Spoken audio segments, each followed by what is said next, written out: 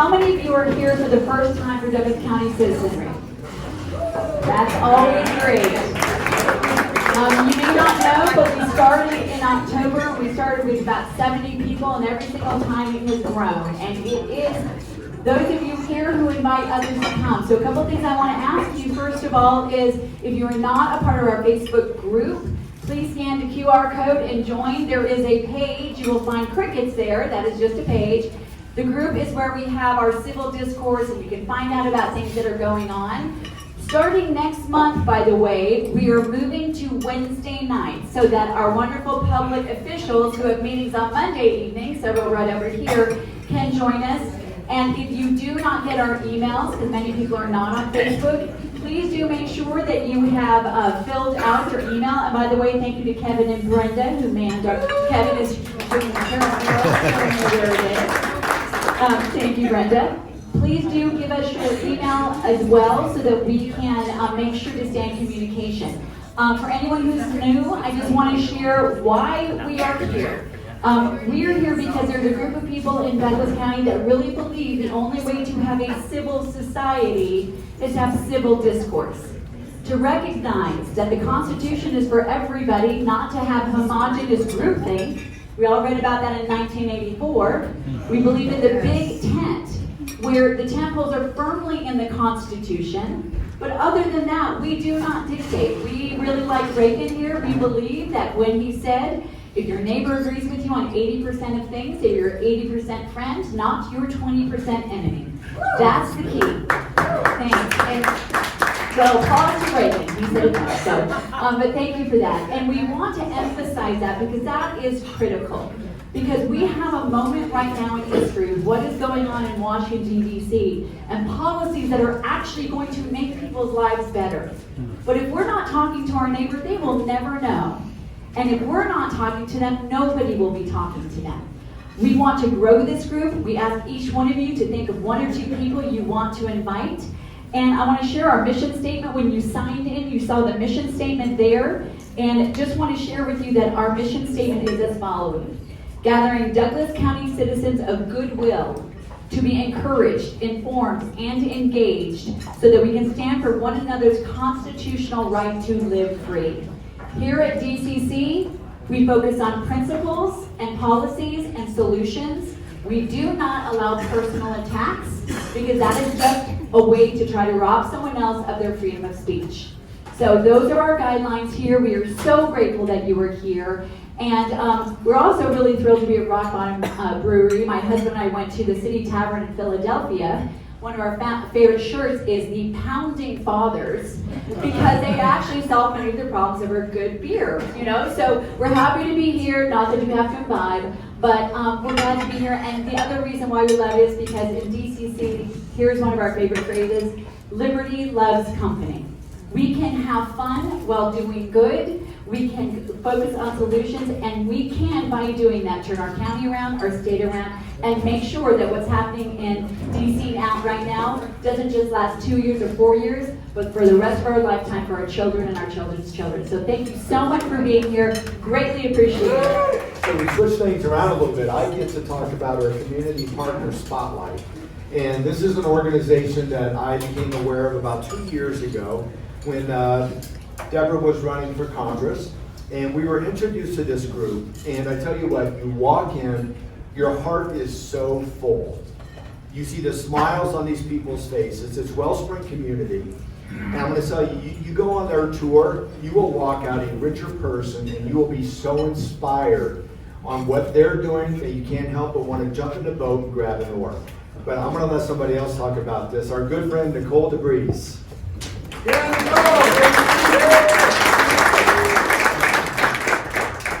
I'm just going to let Jonathan encourage you all to come on the tour.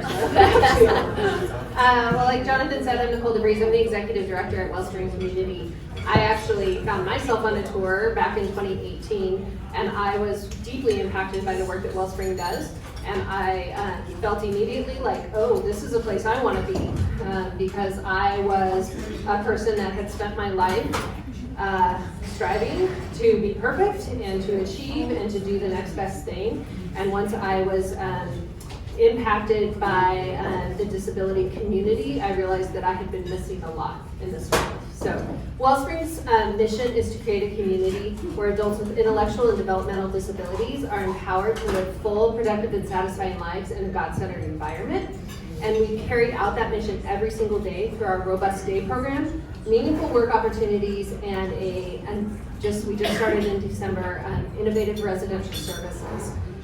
But the reason that we do what we do, and this is really, really important, why we do what we do is because we know that when communities honor and celebrate adults with IDD, lives are transformed as individual potential is unlocked.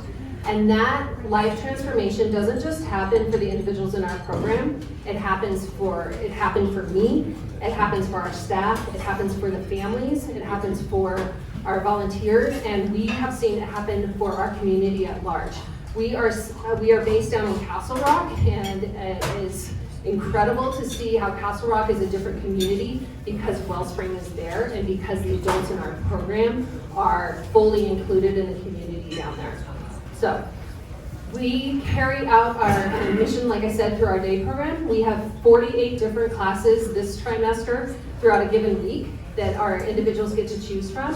They could be from life and leadership classes, learning and enrichment classes, health and fitness classes, arts and performing arts, our social responsibility. So we like them volunteering and giving back into the community.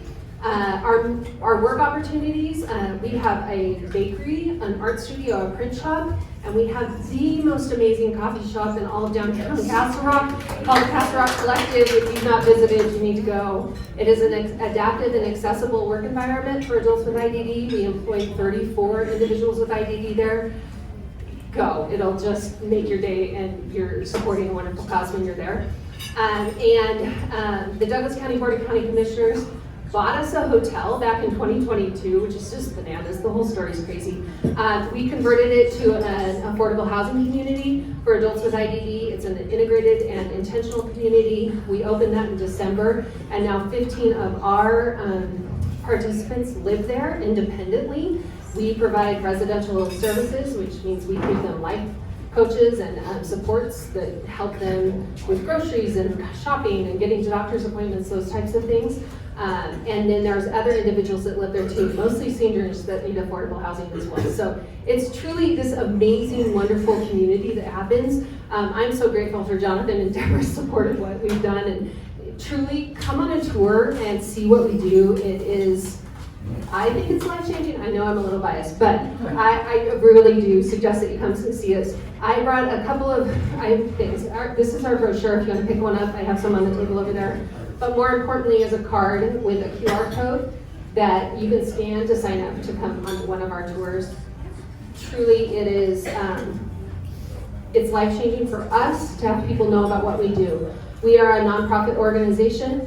We fundraise half of our budget. Half of our budget comes from Medicaid waiver funding. 95% of the individuals in our program rely on Medicaid to be able to come to our program. And in order to offer the amazing programs that we do and the high quality programming that we do, we fundraise to be able to cover the rest. So the more people that know about what we do, the better we can do it, and the more people that we can serve. So thank you for letting me be here today. I'm improvising, and I'm going to take the last 3 minutes that Chris gave me, whether you knew it or not. Some of us are blessed enough to marry their best friends. And the smart ones marry way out of our species. I'm blessed enough to have done both. This woman loves God. Okay, on with the program. Loves God, her family, her state and country, and yesterday was her birthday.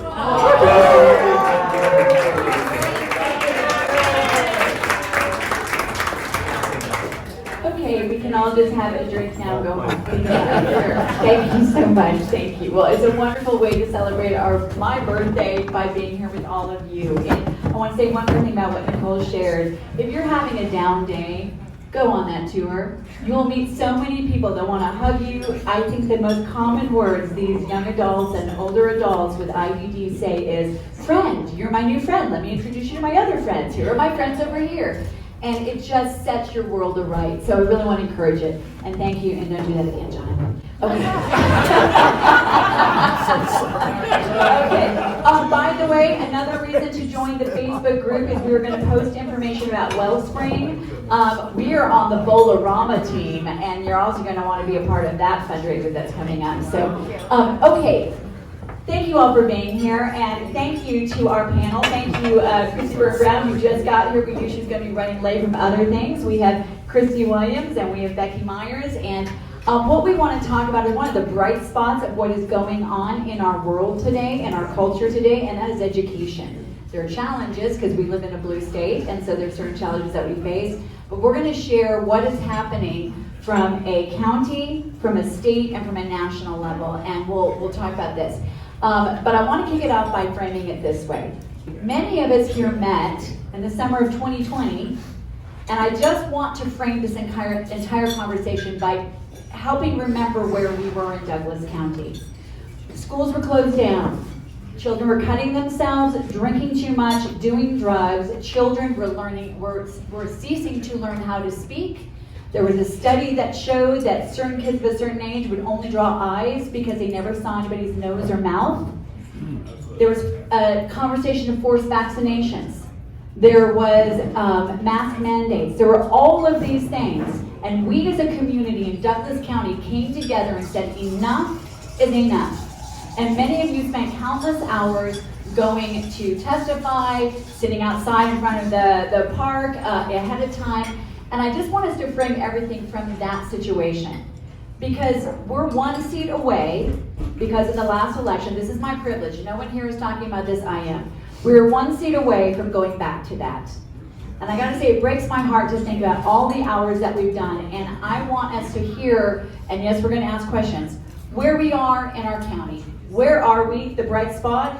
Some changes have happened State Board of Education, and then I can share some bright spots from the national situation. But I want us to remember that because human beings have short memories.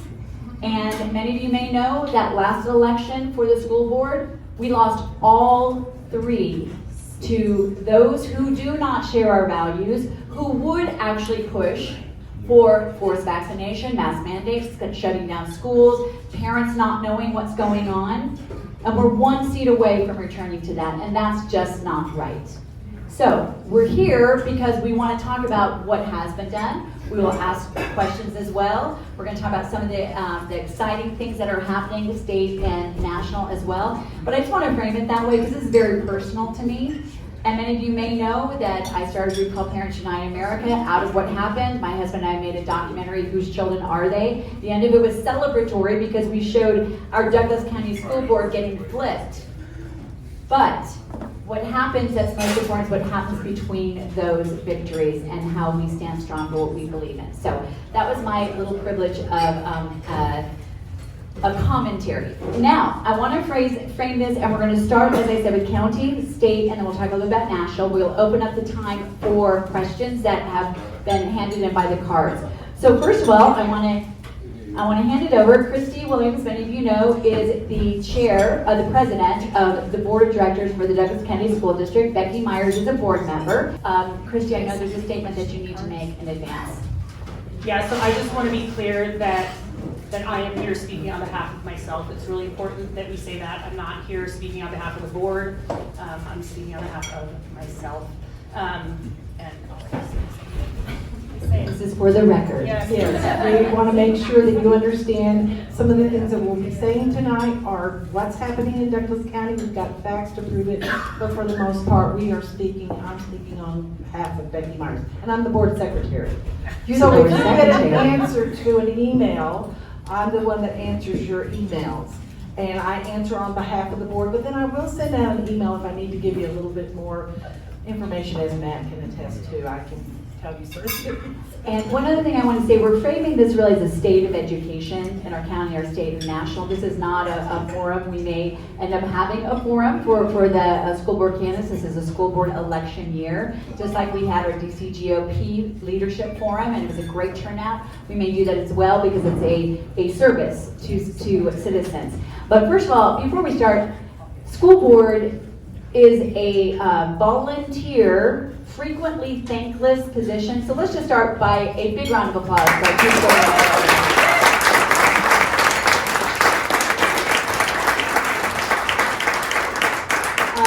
Whitney, by the way, is gathering the last of the questions. Okay, so let's start off with this. One of the things that flipped the school board was when a video was released that everybody said wasn't happening. Many of you may remember they said CRT is not happening, right? And we knew it was. There was a video that was leaked by the Gemini group, and I just want to make sure there's misinformation out there. The Gemini group was hired by the previous school board under Corey Wise, the previous superintendent. The school board had nothing to do with it. And they were training teachers on CRT, and the thing that got my dander up, and then Ben Shapiro shared it far and wide in my testimony, and then I got all kinds of death threats, and that was super fun. But it was that they called parents dissenters. And that's another way of framing, they were training teachers at that time in CRT and telling beautiful young, lighter-skinned boys, I'm a mom of a son and a daughter, that they were somehow absolutely heinous beings that should feel guilty just by their sheer existence. That was bad. I want to frame it now. We go from the Gemini group. That was in April of 2021, prior to this board. Let's talk about that, because that's something you all ran on. Where does that stand now? Let's talk about equity policy, DEI, that kind of CRT, that kind of stuff in the school board, or in DCSD. All right, so one of the things, as you heard, that we ran on was talking about the equity policy and where it stood at the time that we took over. So we did a very thorough, first we added a resolution that talked a lot about the American way and the Constitution and that sort of thing. But over the next year, we looked at making changes, and in May of 2023, we made some pretty significant changes to our equity policy, and I have it here if anybody wants to read it later. But one of the things that we did was move from the equal outcomes to equal opportunity, right? So to make sure that all of our students are met exactly where they are and not to cap what they can achieve. So we weren't going to lower expectations. There's other districts that have taken away valedictorian, that sort of thing, and that wasn't anything that we were going to do here in Douglas County. We were going to meet each kid where they are, regardless of their skin color, their religion, their sexual preference, whatever the case may be. Each child deserves to come to school and feel safe and welcomed and be able to be met where they are educationally. So we kind of moved it to more of an educational equity policy. We added a lot of new skills so that it wasn't just based on those immutable characteristics, but also talking about cognitive diversity, talking about just entrepreneurial skills, where each kid is, and that's also how we were able to bridge over to, I mean, we already had a lot of CTE, but it kind of relates to that, right? We're meeting kids where they are and providing opportunities so that they can have what they need to grow and be successful after they leave the school district. So I was a teacher in Douglas County, 1997 to 2014 when I retired. So I got back in my later years, and back then we had what we called world-class education. Academic standards were high. We had a couple of superintendent changes over the years, and that impacts a community, that impacts a school district. And I'm one of these that truly believes that when we lean all one way, that's when we start making mistakes, because we're not figuring out how we need to listen to all the needs of our community, every one of them. So when we ran and we won, we represent all of Douglas County and the people that we work with. And I don't know if you said this, but our equity, in our equity policy, we have an equity advisory group, council. And so we released that from the board. It is not a board council. So they don't come back to us with feedback, something that as part of input. So we released that to the superintendent. So yes, it is still in the equity policy. They don't have any say in the board, any board policies or anything like that. We do have our particular groups, DAC, that's a state, has to be done through the state, we have a DAC. I'm one of the blessed ones. I'm on the fun groups. I'm on the ones with kids. So I'm on SAG, Student Advisory Group, I'm DCYI, so I get to interact with all the kids, and like, we have Dylan here tonight, who, he's been to CASB down at the state legislature with us. He is an active member in our school district, Young Republicans, and these are the leaders that we're gonna have growing up in our county.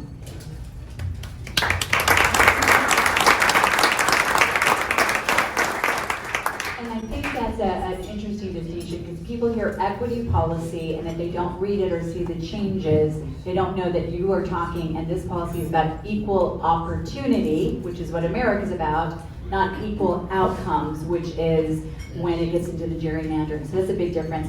And I believe also there are no more like forced use of pronouns and things like that. Is that correct? Yes, that's actually a different policy, lots of them. So our parent and family engagement policy, we also made pretty significant changes to in June of 2023, where we actually talk about not compelling speech. We don't specifically call out the pronouns, but it does say we're not going to compel any of our students to give any information about themselves that they wouldn't feel comfortable to give, and that we're not going to put students on the spot to do things like that in front of a classroom or otherwise. So that is absolutely something that we did.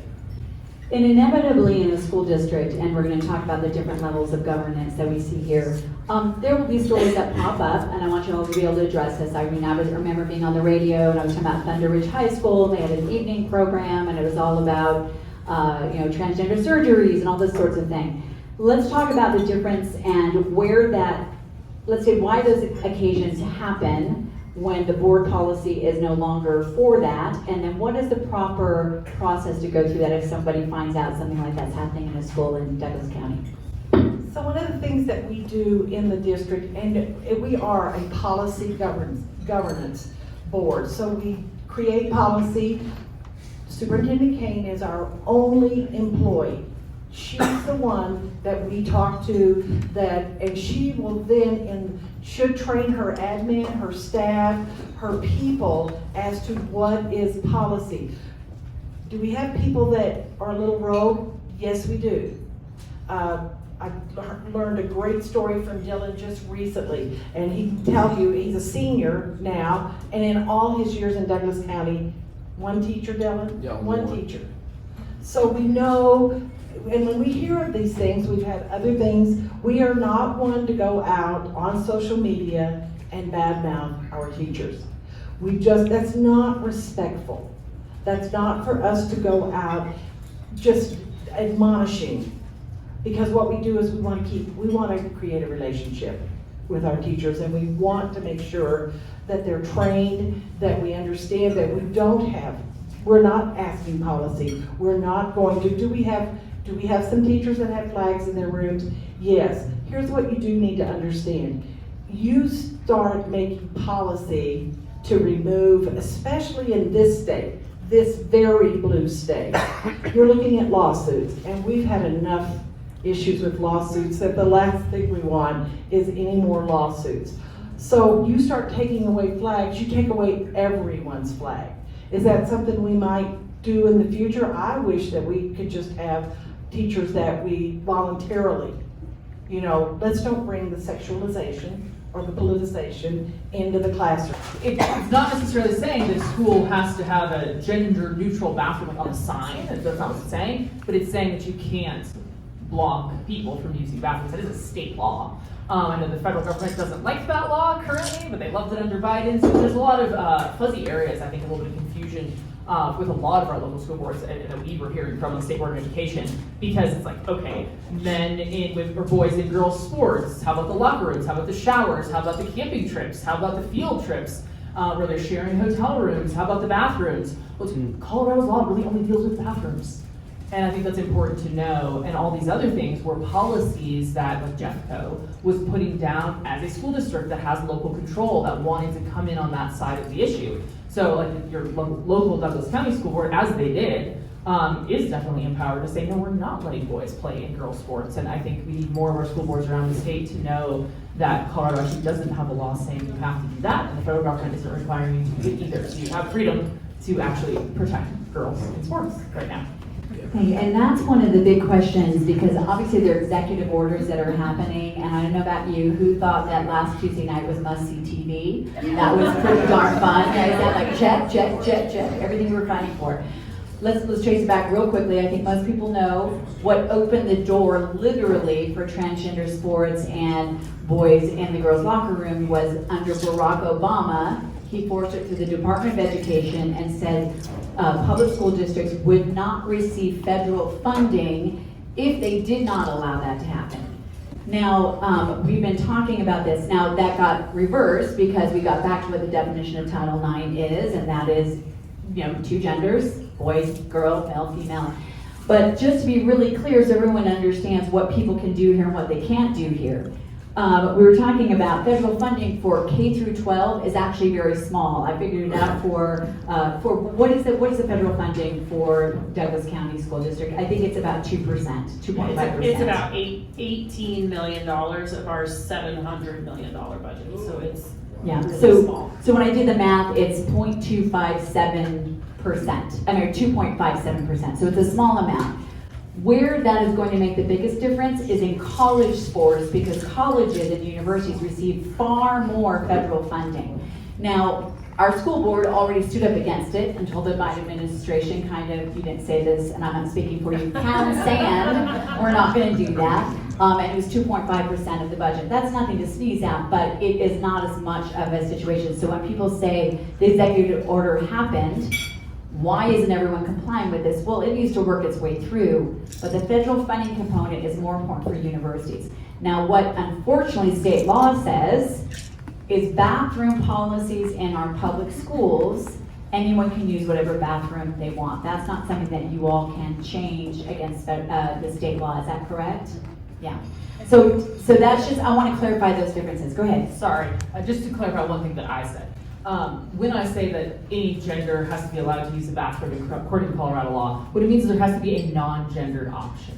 So you'll see a lot of public places that put that non-gender sign on men's and women's bathrooms because they don't want to have to pay to create a third bathroom. But the other option is to have a third bathroom that is non-gendered, and then you can have men and women. So anyway, I just wanted to clear that up because that is like a little exception in there, but just not all public facilities have the funds to create a new bathroom. So I know we're making education clear as mud, but I think one of the big points here is when people are serving, it's always great to be informed and educated prior to grabbing your pitchfork to say, what is the authority of this group? What is the authority of this group? What can they do? What can't they do? And then we go to the places where we can change it. Some of that has to change at the legislative level. We've done some great work, obviously, in DC, and we need to make sure that lasts, but I just want to clarify this is a perfect example of where some things can be done and some cannot. So talking about, so Kristi, when we're talking about State Board of Education, last thing before we get to more of this full discussion here, what are some other things that the board is looking to do, and what are some of your biggest challenges right now? Sure, that's a great question. I think one thing we do is we take a position on a lot of legislation that affects education. So one piece going through the legislature right now, you may be aware of the financial literacy bill sponsored by Representative Hartsook, who's based here in Douglas County. It's a bipartisan bill, so there's two pieces to it. One would require financial literacy classes as a graduation requirement for high school. The other piece, I think, actually got amended out. It was a FAFSA requirement, and it would have actually required that all kids fill it out. That got amended to be optional. I think they were wanting the counselors to push it a little bit more, because $55 million is being left on the table for Colorado kids, and they're not getting that amount. And so they wanted to, some people think counselors at some schools aren't doing their job and pushing it to kids enough, but a lot of legislators and a lot of people in the State Board of Education felt like requiring it for every child was a little too far, because some parents and kids obviously know they don't qualify, so why would they fill it out? Or why you're holding up a kid's graduation who maybe doesn't have active parents and can't get it filled out. So I think the fact that that got amended was really good and will bring a lot more people on board with it. I think the financial literacy requirement for graduation, I mean, clearly that's something our kids really desperately need today. So that's an interesting piece that we took an amended position because the FAFSA requirement as a board, although it's actually a split vote, which is interesting, not on partisan lines either, which is actually very interesting on a lot of education bills. Cell phone bans in schools. So that's another thing. We actually don't see the board break down on partisan lines. It's actually more of an education philosophy held by different Democrats, different Republicans. I think where the board has come down right now, and I am speaking for myself on this, not for the board, but my understanding of our general position is that we think there should be a law passed that requires school districts to have a cell phone policy, but that there should be enough leeway for every local board to decide how best to restrict the cell phones. Like, there's a lot of data saying that restricting them in classrooms is really, really good for kids. Kids learn better, their scores go up, their achievement levels go way higher when they don't have that phone to stare at all class long. But in my district, where there's a lot of rural schools, we know there's a lot of parents that don't want their kids to be without a way to contact them all day long. And so having kids, making sure they still have the ability to have that phone in the locker room, to be able to use it at a lunch break or something like that, we feel should really be the decision of the local school board. So I think you'll actually see some good policy that is bipartisan come out from the legislature this year on cell phone policy. The board's been talking about that a lot. We also have a lot of data. So I'd say if any of you are interested in specific pieces of data based on your work in education, you want to know what certain achievement scores are. I mean, like, the Department of Education has so many staff members and so much data that's available. We always get to question the staff members, which I find to be very interesting. There was this one piece of data, and this is the last thing I'll share, that they gave us, and I think this is one of the challenges, so this is what I'm answering with Deb's question, is what we do with the data that we have. I feel like a lot of times it's a bunch of data collection, but no results. And so we were able to hear from one of the top people in the Department of Education, and she was testifying on test numbers for kids. And so it showed that when a kid came into kindergarten, the percent of kids who matched achievement levels slowly degraded every year from kindergarten, the first grade, the second grade, the third grade. That's what we're looking at, was K to third grade. Their achievement levels, the percent of kids who had an average grade, lowered every single year. And this happens nationally as well. We saw the national numbers. It was it happened a little bit better in Colorado than it does nationally, but failing every year to improve, getting worse every year. And so I asked this person who's having the Department of Education, I'm like, okay, so I can see on this that kids are actually doing worse every year they're in our system. Do we know why that is? She said, well, there's a lot of answers to that. It really is dependent on the district, it really is dependent on the school. I was like, okay. Well, if we see that it's happening and we don't know what the main reason for it is your department, are you doing something to figure out those reasons and to solve it? He was like, well, I'll take that feedback back to my staff.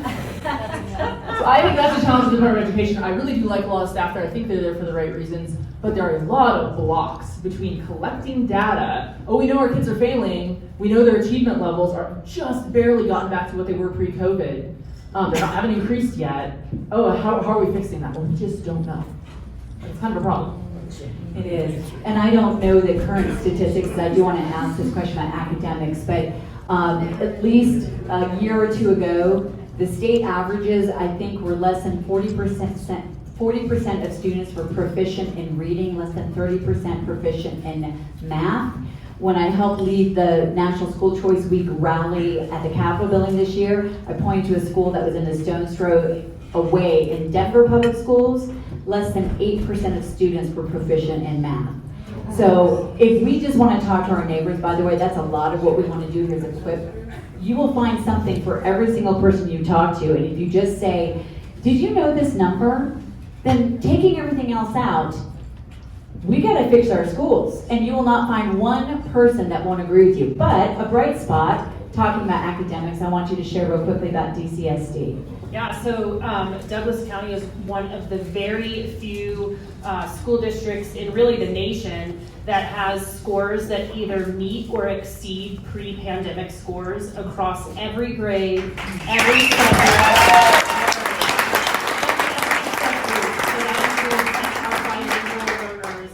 Education, it includes every single subgroup. So we are really, really, really proud of that. And we're doing work to increase it because while we're doing better, we want to be even better, right? So some of the things that we're looking at right now is dyslexia. We've been doing a lot of work around that as a board and talking about how we can screen dyslexia earlier. And I think that there's some stuff at the state level that they're looking at potentially doing, but we kind of want to be ahead of the curve. So looking at really just trying to figure out those learners earlier so that we can address it before they hit that third grade mark when they start taking the CMAS test days, and 4th grade and 5th grade when it's sometimes it's very hard to get them caught back up. So trying to get that at the kindergarten level. So those are just some things we're doing. That's great, thank you. Well, we're gonna, I just want to share a quick national overview, and then some of these are going to be questions that we'll continue to discuss. So I'm on the board of an organization called ACE Scholarships. You may or may not know it, Denver-based, 25 years in existence. In the last 25 years, this organization, nonprofit, has given out over 110,000 scholarships, over $330 million. I've been on the board because, being in this fight with so many of you, when I first heard about it, I just started crying because I cry easily when I see good things, but also because I was like, here's part of the solution. And then in the last several months, I've been traveling around the country as their Senior Vice President of Public Policy, working on national school choice policy. I want to share some great news, and some of it will actually affect blue states like ours. Who here knows what ESAs are, education savings accounts? Basically, what they are is they're programs that take tax dollars and then reroute them and give them back to families, usually starting with lower income families, special needs, etc. I think there's 23 states in our country right now that have some form of ESA program. And what that means, for instance, ACE has managed in Utah, what that looks like is there's $80 million, 10,000 students are each given $8,000 to the parents to spend. Now, this is revolutionary. Prior to COVID, you would not have even heard this uttered by some of the most conservative representatives because they would have thought, heck no, there's no way we're going to get that passed. The silver lining, as we know, of COVID is people saw what was happening. So that's happening. Now, there are other things happening that are very exciting, we know, and we'll talk about this in a second because many questions about it. We finally have people who are normalizing at the highest level that it might be time to get rid of the Department of Education. Yeah. And for anyone who doesn't know, the Department of Education, and if your neighbor goes, oh my gosh, you're going to defund schools, you're like, just make sure you can tell them, public schools will not be defunded. What it simply means is it will go through another funding mechanism, either through the Treasury or right to the states.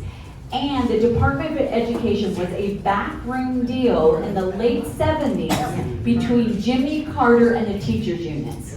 It's relatively new, and we have talked to some folks who are ideologically opposed and other things, and when we tell them that, they're actually like, oh, that's pretty sneaky, I don't think I like that.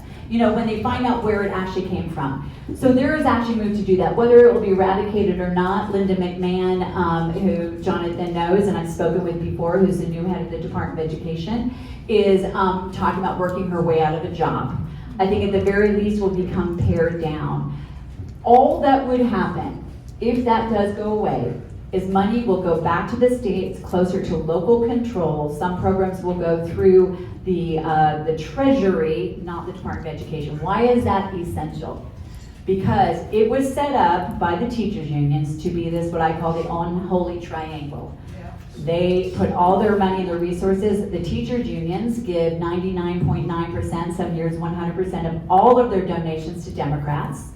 The Democrats then reinforce their policies. They then send it through the Department of Education to enforce the ideological things they want of their partners, and back around it goes. That's how you break the wheel or the triangle. So that's very encouraging. One other bill I want to share with you, and then we're going to have some questions here from the cards. There is a bill to watch, and I do believe all of our Congress people that are conservative here in Colorado will vote for it. But if you know anyone in other states, make sure they call their congressman or congresswoman to make sure this gets passed. There's something called, it's the ECCA, and I always just know it as the ECCA. I wrote it out somewhere, but it's something about choice for childhood education. What it will do is founded by a gentleman, or started by a gentleman in New York, who's similar to us in Colorado, was fighting constantly for school choice and kept thinking, well, doggone, I can't even get it in my own state, so what do? The ECCA will be a national tax credit program. What this means is up to $10 billion, corporations, individuals can donate money to these scholarships and get 100% tax credit. Now, why does that matter? Because it will be in all 50 states. It will be $10 billion, and it doesn't have to go through the Senate. All it has to do is make it into the appropriations bill that the president will sign. If you have a moment, call your congressman, call a congressman you don't know, email them and say, I insist that this is in the reconciliation bill. Because I gotta tell you, I've looked at this for years, this is the thing that will change everything, because it'll be in every state. And the minute you have families that are getting scholarship money that they can spend on their students who are stuck in schools in Denver with 8% reading capability, they'll never turn them back. We're getting very close to tipping point. Alex Newman was in our documentary, Whose Children Are They? With Public School Exit. And I want to say, we're for public schools, we're for reforming our public schools. And everybody has different choices, but we're for choice. But if we continue on the incredibly rapid trajectory that we're seeing nationwide, they predict that by the year 2030, which is now only 5 years away, we will see a huge precipitous increase of children in alternative education. Homeschooling, micro schools. Things are happening around the country right now where churches who have their Sunday school classes empty during the week are renting them out for $1 or $2 for new schools to spring up everywhere. So we've got to stay diligent, we've got to stay vigilant, but it will come to Colorado, that tax credit program, if we are consistent and we keep standing up for it. So the future's bright when it comes to the national view. And I'm happy to share more of that information with you if you want. I was supposed to fly out tonight to Texas to testify tomorrow in their legislation. But anyway, it's exciting, and we can make sure that it happens here. But I really do mean that ECCA, you've got to make sure you get the pressure on everyone for that. Okay, we're going to open it up to some questions now that are going to kind of interweave with all this. And I'm going to bring up Linda White at the end of it, because she's got something that every single one of us can do, because that's how we like to end this. Okay, so let's talk about some of these questions. Okay, this is for Douglas County, but it's also, Kristi, for you, because while the state board and the law does not normally dictate curriculum, there are, you were saying, 2 things that every school has to, which is some kind of social studies course or something of that sort, and then they have to teach about Black History Month and the Holocaust. But I want to ask in that context for each one of you to contribute to this. Okay, we've heard in Douglas County, the AP African American Studies class. There was a lot of conversation about this. Is a question that was submitted. Tell us about that, and how is it, or is it different than the class that was banned in Florida by DeSantis? So whoever wants to talk about that. So that's exactly right. You probably heard it first from Ron DeSantis in Florida, because they just rejected the whole African American studies. Shortly before the new year, in November, December, we have a huge committee within the district. Parents, teachers, staff, admin, cabinet members who look at our curriculum. It is local control. So we had a teacher specifically ask for the African American studies to be piloted at her school. There was a request. So what happened is we were alerted. The school board was alerted by some people in our community that it was concerning to them. So we actually just pulled it, delayed it 2 weeks, didn't we? We delayed it about 2 weeks so we could look at it. And many people said, well, that's not your job. Well, yes, it is our job to listen to the community. It is our job to look at curriculum. And while these people are experts, when we get a complaint with the board, we have to take care of it. So we went through it. I had several people that I know of that we were diligently reading through the African American studies. So the one thing, we did approve it at a vote 7-0, because it's at one school. It is an elective, and I still believe in freedom of choice. That if you want to put your child in that African American studies, that is your choice, but it's an elective. And it still is certified by the College Board. It's an AP class. Parents sign off on it. And so one thing that was different, it purged our authors that were associated with CRT, the queer experience, and Black feminism. It also added Black conservatism. And it was optional. It made topics like the BLM, out of the formal curriculum. Those were taken out. The College Board reworked it. So we felt at this point that it was okay to put that in our school. One school, it's an elective, it's a college AP course. Sure, I'll just briefly add on to like standards versus curriculum, because some people get confused on that, understandably. The State Board of Education reviews standards every 6 years. So it'll be like social studies standards, science standards, math standards, the READ Act, like reading standards. And what we do is we set standards that are based in state law. So when I said like state law sometimes requires that certain things be taught. If they decide that it requires that financial literacy is taught. They do require that civics are taught. They do require that certain components of Black history and information on the Holocaust and things like that are taught. It's actually legislation that the legislature passes. And then what the State Board of Education does is they put out standards based on grade level and say, okay, here's the kind of standards of what you should teach on this at every grade level, but they cannot mandate or require curriculum. And that's why you see different school districts across the state teaching it in different ways.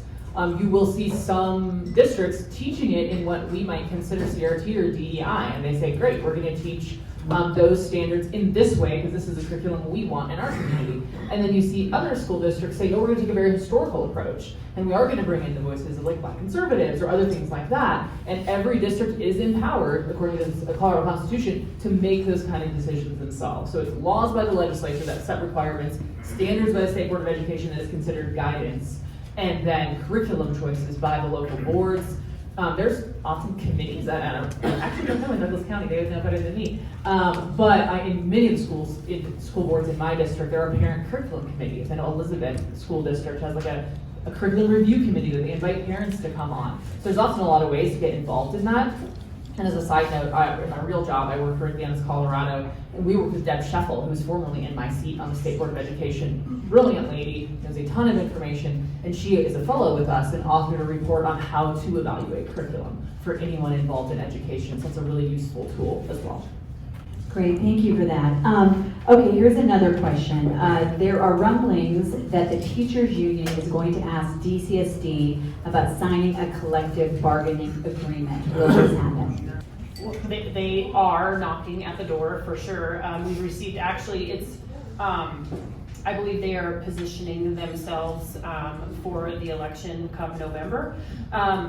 They have sent emails requesting, well, it doesn't say that they're requesting, but they said these are the reasons why it would be great to have a collective bargaining agreement. And they've also come and spoken at public comment, where you could go watch it online and hear them saying the benefits of being part of a collective bargaining agreement. It is my opinion that if one seat flips, that there will be a CBA in Douglas County. All right, and that's why it is important, because if we lose one seat this next time around, and why we have to be unified, and we'll talk more about the elections coming up, but that's how that can happen. Let's ask this question. Do we have quote unquote trusted adults in DCSD, and what does that mean?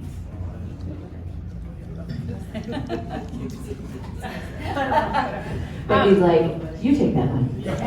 So this has been a little bit of a hot topic. I'm not sure if anybody's followed what's happened in DougCo, but specifically there were teachers or staff members who identified themselves as trusted adults, and the union in DougCo would even hand out pins or badges to, hey, look, I'm a trusted adult, and that sort of thing. And so there's been a lot of concern about how that's translating here in Douglas County. We do not use the trusted adult. I believe that every student should be able to come to school and have somebody that they trust at school, obviously. Like, I want to send my kids to school and have them feel safe and have them feel like there's somebody there that they can trust. But do we use the term specifically trusted adult? It is not in any of our professional development that we use with our staff or with our mental health department. That is not something that we term in Douglas County. And that's great. And by the way, whether you've got young children or grandchildren, time to get back to the old phrase that I remember hearing and telling our kids. If anyone tells you, don't tell your parents, tell your parents. That is the number one thing when we would have people come to our kids' elementary school about predators, and it's happening in our schools. Not hear as much, but you hear about it in Jefferson County and all of that. But it's time we just remind everybody, let's get back to that.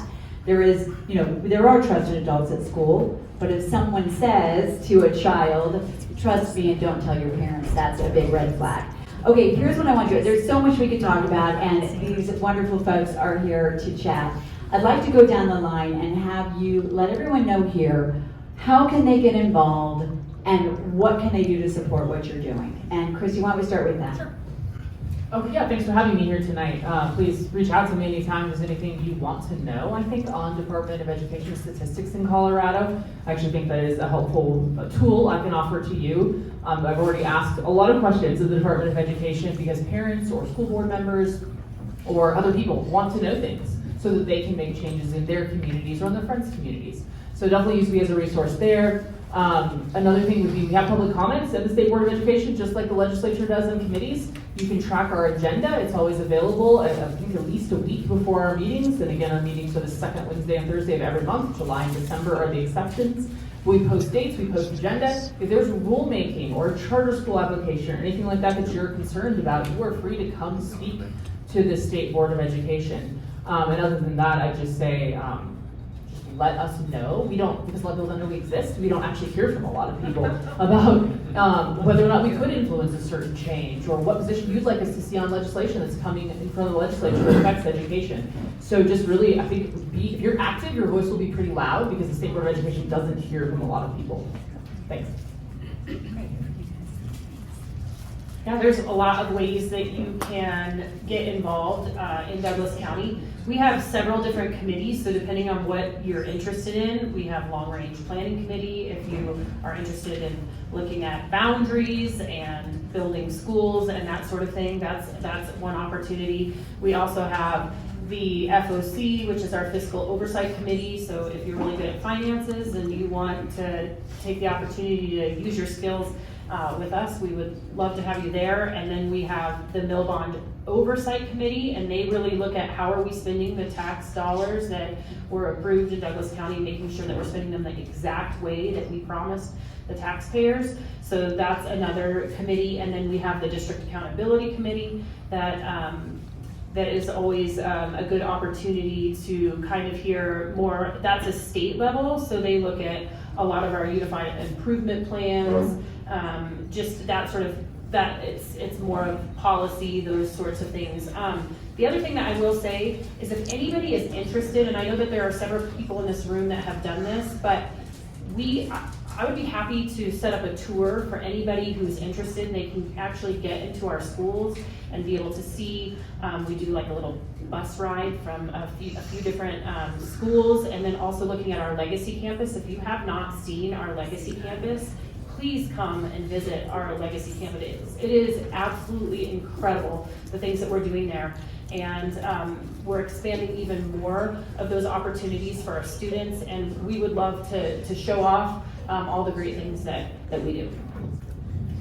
Well, I can look out in this room and know the number of people that are involved in our school district on various committees, public comment, coming to public comment, looking at the agenda before the Tuesday meeting comes out, usually hopefully by noon on Friday before our meeting. And yes, set up a tour. I know that there are several people in this room that have already been on that bus tour, and they have to pick their jaw off the floor, especially after they've toured the Legacy. It makes the money for the bond worth it. Yes, Once you yes. see that. And we are taking care of our kids. Allison Roush will set up a tour.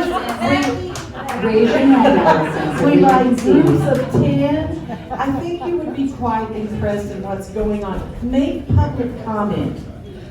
Send an email. Send it to all the board members. Send us emails. If anything's concerning, anything on the agenda, that's how we're learning how we need to represent you out in the community. So please just keep in touch with us, stay involved. And it's important, as Andy Jones says, you guys are my people. So. And also, we want to make sure to make use of that Facebook group, and if there are things that we need to put support out. I know the number of times that I've testified in front of the school board, you know, it's easy for us to fight to overturn it, and then there are times we need to show up to support something good that they're doing, because the other side will show up and make it a not very pleasant experience. Well, I want to invite Linda White, 'cause we want to share something else that you can be doing right in Douglas County, because we've got an exciting development in Douglas County. Thanks, Deb. I wrote down my comments because I told them I would only talk a minute, and you give me a microphone and I'll talk a lot longer. So anyway, children should be educated in the principles of freedom. That's a quote from John Adams. I'm Linda White, as Deb said, and I'm excited to be on the founding board of a new charter school that's going to be in Douglas County, John Adams Academy. It's going to be located in Sterling Ranch. The projected opening of the school is fall of 2026. We will open with grades K through 8, and then we'll add 1 grade per year until we get to K through 12. John Adams will be offering a classical education where the students study the classics, are engaged by mentors, are grounded in the principles of liberty and freedom. They learn logic and reason. They study Latin and are taught how to think, not what to think. I want to thank our Douglas County School Board, because without the conservatives on this board, this school would not be happening. In December, we went before the school board and we asked for CSI release. That takes us to a charter school, what is it called? A government institute. Couldn't think of that word. And I'm going to tell you, the leftists on the board were furious. They talked and debated this idea for about an hour and a half, 2 hours that night. And our conservatives politely listened and went, no, we're voting to release it to the CSI. So because of our conservative board, the school is going to be a reality. So thank you.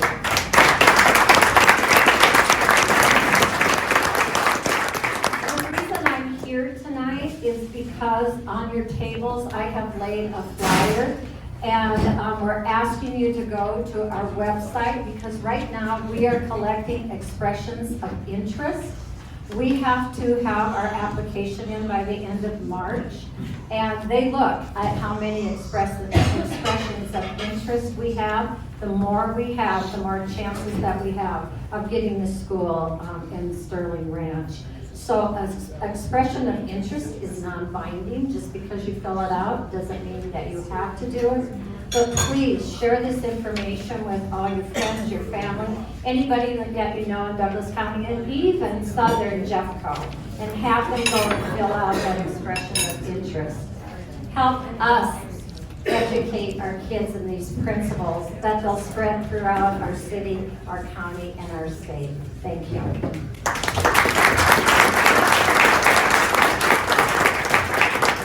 Thank you all. So in conclusion, obviously there's more questions, and many of the cards that we received were all around some of the same issues. We tried to get to as many as possible.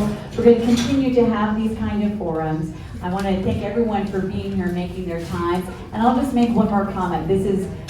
Everyone here is just to talk about the state of education, but this is a school board election year. So first of all, if you have neighbors you need to persuade, we just pushed our distributor today to make our documentary free for everyone. Whose children are they.com. Not because you make a movie like that to get wealthy, but because it will persuade anyone you know. There's an issue in there for everybody. If you need to persuade people why they need to vote for conservative board members, it continues to be shown all over Colorado, all over the country. So that's a tool for you. And then I would say this, the reason why we are down to, why we lost all 3 seats last time is because we split the vote and we split the seats. So we just have to make sure that as we look to what is at stake, I personally never want to go back to 2020 where I hear stories of children who are literally dying on the vine in home alone. And I'll say one thing personally, our son, who is now playing football in college, one of the most outgoing young people I know, a student at Chaparral High School, when he went to COVID shutdown, not only did he lose a year and a half of his football playing, but he went from being outgoing to, by the time he went back to school, he came home and he said, I am overwhelmed. We changed our kids. We cannot go back to that again. And so my ask of everyone here is let's all be engaged. Let's all be educated. By the way, he's outgoing again. I just want to let you know that. That wasn't a permanent change, but it was something I saw. But let's be engaged. Let's be informed. Let's keep in mind what is at stake as we enter into this school board meeting, and that the enemies are not anywhere in this room. They're not anyone that has a conservative viewpoint. They are our goal not to lose our school board to those who want to take our rights away again. Thank you all for being here. We really appreciate it. We will see you next month here on a Wednesday evening. Yes, Kevin? Announcing the date for the school board, Ken? Oh, we're, forum? We do not have a date for that. I mean, no, for any candidates, when do they have to be announced before the election? Yeah. Well, you have to have a certain amount of signatures, but that's not due until August. But there are a lot of legalities around declaring, and once somebody declares, they have to be the Secretary of State within a certain amount of hours, and that sort of thing. So there have been no declarations at this point. But stay tuned, we'll keep everyone informed, and we will do our due diligence for the citizenry to make sure you all have the information you need to make the decisions and persuade your neighbors. Thank you all for being here. God bless you, and thank you again for God bless you. Thank you for being here. Bye-bye.